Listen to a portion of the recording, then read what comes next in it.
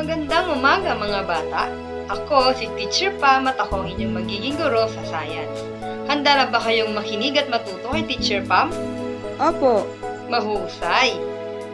Ang ating pag-aaralan sa araw na ito ay tungkol sa pinagmulan at gamit ng liwanag. Maaaring bang ulitin ang ating pag-aaralan sa araw na ito, Jaynard? Ang pag-aaralan po natin sa araw na ito ay tungkol po sa pinagmulan at gamit ng liwanag. Tama! May mga inihanda akong ilang larawan at nais kong tukuyin ninyo kung ano ang mga ito. Batay sa larawan, ano ang ipinapakita nito? Ang ipinapakita po ng larawan ay araw. Tama! Ito ay araw. Itong isang ilarawan naman. Sagutin mo nga ito, Christine. Bumbilya po ang nasa larawan. Tama! Ito ay bumbilya. Batay sa mga larawan na aking pinakita, ano sa tingin ninyo ang pinagkaiba nito? Maaari mo bang subukang sagutin ito, JD? Ang pinagkaiba po ng dalawang larawan ay ang araw po ay nagmula sa kalangitan at ang bumbilya naman po ay gawa ng tao. Mahusay! Batay sa inyong naging aralin, inyong natukoy ang pinagkaiba ng dalawang larawan na aking inihanda. Ang unang larawan na araw ay isang halimbawa ng natural na liwanag. Maaari niyo ba itong basahin ng sabay-sabay? Natural na liwanag. Salamat! Ano nga ba ang ibig sabihin ng natural na liwanag? Maaari mo ba itong basahin, Jumel? Natural na liwanag. Nagmula sa mga pinagmumulan na natural na nagaganap tulad ng liwanag mula sa araw, buwan at mga Salamat! bituin. Ang natural na liwanag ang pangunahing nagbibigay sa atin ng liwanag. Ang halimbawa nga nito ay ang araw. Sa inyong palagay, ano ang gamit ng araw sa ating buhay? Maaari ka bang magbigay ng iyong ideya, Ang Juliana? araw po ay nagbibigay init, ma'am. Salamat! Ang gamit ng araw sa ating buhay ay...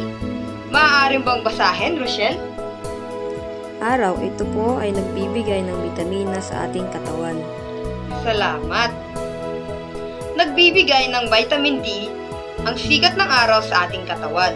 Pinapanatili nitong matibay ang ating mga buto. Para naman sa pangalawang numero, maaari mo bang basahin ito, G? Nagbibigay sustansya sa mga halaman. Salamat! Ang sikat ng araw ay nakatutulong upang mas mapalaki ang mga halaman at nakakapag-produce ng oxygen at carbohydrates. Ang pangatlo naman ay, ito ay nakakatulong sa agrikultura sa pamamagitan ng paglikha ng mga agos na hangin at nakaka-impluwensya sa siklo ng tubig na mahalaga para sa agrikultura, pagulan at pamamahagi ng init sa buong mundo. Ang buwan naman kaya, sa tingin ninyo, ano ang gamit ng buwan sa ating buhay?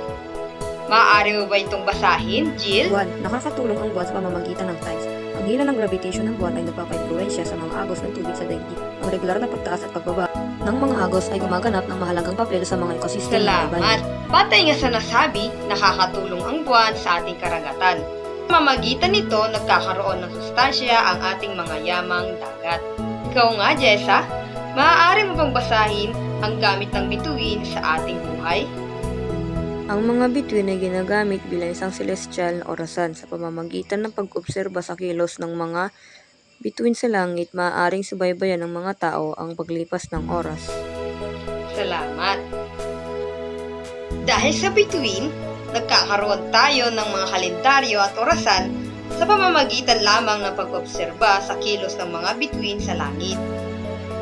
Ngayon ay dumako naman tayo sa artificial na liwanag. Palagay ko ay mayroon na kayong idea kung ano ang artificial na liwanag. Maaari ka bang magbigay ng iyong ideya, Syra?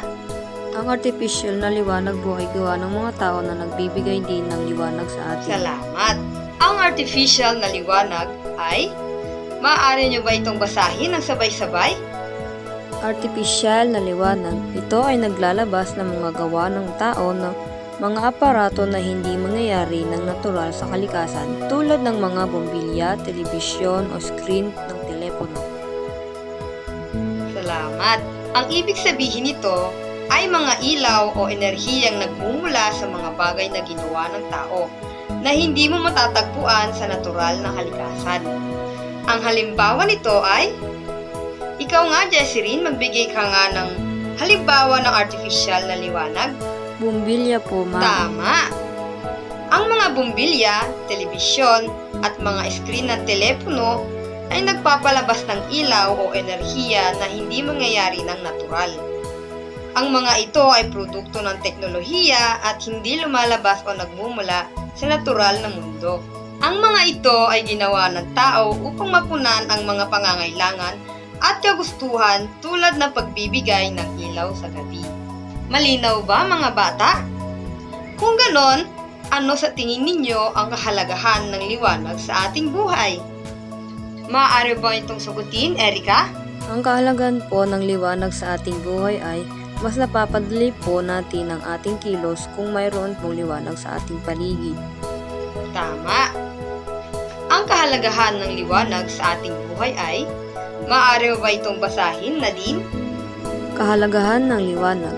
Ang liwanag ay nagbibigay sa atin ng pangunawa sa mundo sa paligid natin, nagpapahayag ng mga detalye at kulay, at nagbibigay ng seguridad at kahulugan sa mga bagay na nakikita natin. Salamat! Sa pamamagitan ng liwanag, nagagawa nating magpatuloy sa ating mga gawain kahit na madilim. Bukod dito, ang natural na liwanag mula sa araw ay mahalaga para sa ating kalusugan. Maliwanag ba ito mga bata? Opo, Kung tunay ngang inyong naunawaan ang ating naging aralin, tungkol saan nga ulit ito, Leonie? ang napag-aralan po natin sa araw nito ay tungkol po sa pinagmulan at gamit ng liwanag. Tama! Ano nga ulit ang natural na liwanag, Crisel? Ang natural na liwanag ay nagmumula sa mga pinagmumulan na natural na nagaganap tulad ng liwanag mula sa araw, buwan at mga bituin. Mahusay! Ano naman ang artificial na liwanag? Ikaw nga, Ivan? Ang artipisyal na liwanag ay ang mga bagay na gawa ng mga tao at hindi natural na nagaganap tulad ng bombilya at telebisyon. Magaling! At panghuli, ano naman ang kahalagahan ng liwanag sa atin? Aliana? Ang kahalagahan po ng liwanag sa atin ay nagagawa natin magpatuloy sa mga gawain kahit na madilim. Mahusay! Tunay ngang nahilig kayo sa ating aralin. Nawa ay marami kayong natutunan ngayong araw. Para sa inyong aktibidad, magbigay ng iba pang bagay na nagbibigay ng liwanag. Isulat ang sagot sa inyong kwaderno. Pangkatin ang inyong sagot at isulat sa talaan sa ibaba. Ang liwanag ay maaaring manggaling sa tunay o artipisyal na liwanag. Tapos na ba ang lahat? Kung ganoon ay maaari nyo na itong ipasa sa inyong harap. Para naman sa inyong pangalawang aktibidad, tignan at suriin ang larawan, sagutin ang mga tanong sa inyong kwaderno. Ano ang ginagawa ng batang lalaki? Bakit nababasa ng bata ang aklat? Ano ang pinanggalingan ng liwanag upang makita niya ang pinabasang aklat? At para naman sa inyong taktang aralin, isulat ang mga artipisyal na liwanag na mayroon sa inyong tahanan. Isulat ito sa kwaderno at ipasa sa akin sa susunod na araw. Muli, ako si Teacher Pam at naway may natutunan kayo sa ating aralin ngayong araw. Paalam!